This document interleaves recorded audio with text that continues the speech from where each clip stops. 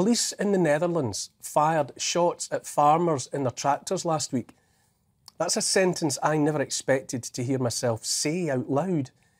The incident happened during protests by thousands of Dutch farmers, angry at government plans to cut their use of fertilisers and reduce their cattle herds in the name of saving the environment. There have been clashes with police, and farmers have used their tractors to block roads, sprayed government buildings with manure and blocked access to buildings. Meanwhile, supermarkets lie severely depleted of food. Unrest has spread across Europe to Germany, Italy and Poland. Dutch Prime Minister Mark Rutte said of his proposals to cut emissions, quote, "The honest message is that not all farmers will continue in business. Those that do will have to farm differently."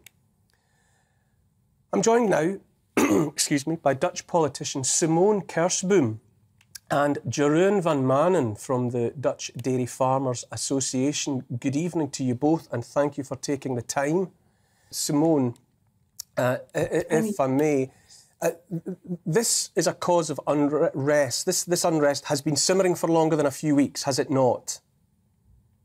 Yeah, absolutely, Neil. I mean, these plans that the government has now announced have been playing for many years already, but now they just have made it concrete. And I mean, they have announced that they want to reduce nitrogen emissions in the Netherlands by about 70%.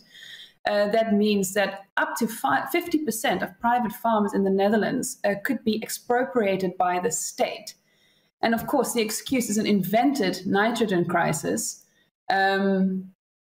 Just in order to comply with rules and standards set by the European Union for nature preservations. And farmers have been identified as a major threat to these fake nature preservation goals. And so these farmers need to go, according to the Dutch government. But, you know, can you imagine, Neil, if your life's work, the work of generations of your family to provide food for your country and for the rest of the world, you know, suddenly being declared to be a public enemy and you're being forced off your land. And, you know, so the farmers quite rightfully have started these demonstrations against this government policy. And they're not taking this lying down. And these protests have seen distribution centers being blocked, roads being blocked, demonstrations in cities across the Netherlands and outside of Parliament and other municipal offices. And we absolutely stand behind our farmers in this existential battle that is taking place here.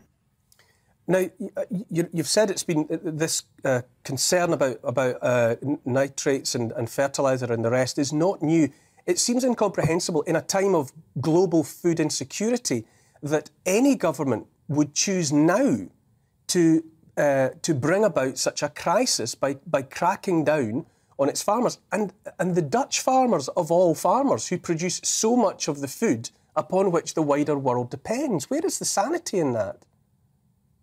Now, I think you're asking one of the most essential questions that is taking place here. How can this happen, especially in this time in the world?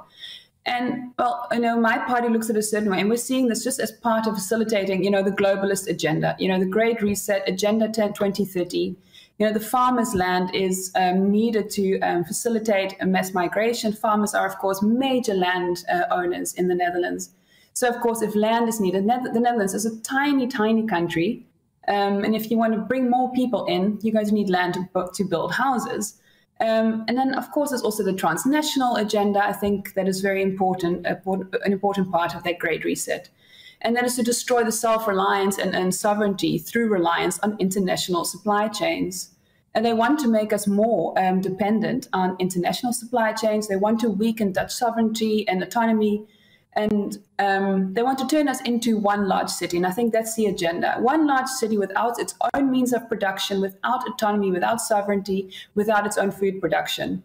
And that is to make people more dependent on international leaders and the globalists. And then I think the third most important point, and perhaps on a more philosophical level, is that it's about uprooting people. You know, farmers present a link to the land, but it's about more than simply facilitating mass migration and transnational agenda, because farmers also represent a deep historical and physical connection to the land. And in the Netherlands especially, you know, our farms and our agricultural sector are also a symbol of our national identity. So getting rid of farmers is also about uprooting people and severing their connection with the land. Farmers, by their very being, thus present a direct threat to the globalist, transnational and post-identitarian goals. So the real point is the Great Reset, so things like mass immigration, transnational governance, and that is why they want people to lose their connection to the land and become global citizens without roots. I mentioned the unrest is spreading. You know, the farmers in Germany, in Italy, Poland, elsewhere, I don't suppose they're all angry about precisely the same issues as the Dutch farmers. But what do you make of the way in which the dissatisfaction, the anger of the people who produce the food we eat is spreading in the way that it is? Well, I think, once again, this is twofold. We already saw similar legislation being passed, pushed in the rest of the world during COVID. Different countries were implementing the same policies. And we're seeing this attack on farms taking place now. And of course, as I already mentioned, of course, they want to make us completely dependent for our food on the international supply chains. But I think my party leader has also mentioned this already, and he says that the problem with politicians and members of parliament, not only in the Netherlands, but in the Western world, is that they've become micromanagers. So, in the Netherlands, we get presented with a nitrogen crisis. That is then the stick with which they want to beat the farmers. It is simply just an excuse to facilitate a larger agenda. But all those politicians are simply focusing on that nitrogen crisis. They're focusing on how can we reduce nitrogen emissions by taking away farms. They're debating about the price to give farmers to take away their land. But they're not taking a step back and looking at how all these smaller issues that are taking place, like the COVID policies, like climate hysteria, like this invented nitrogen crisis that we have now, what that actually means for our economy in the long run. What does that mean for food production in the long run? What does that mean for our sovereignty and our autonomy in the long run? And like I said, that's not just happening in the Netherlands, that is happening everywhere in the world. And that is why this is a much larger fight than just taking place here. And this is a fight that we are facing together. This is part of Agenda 2030.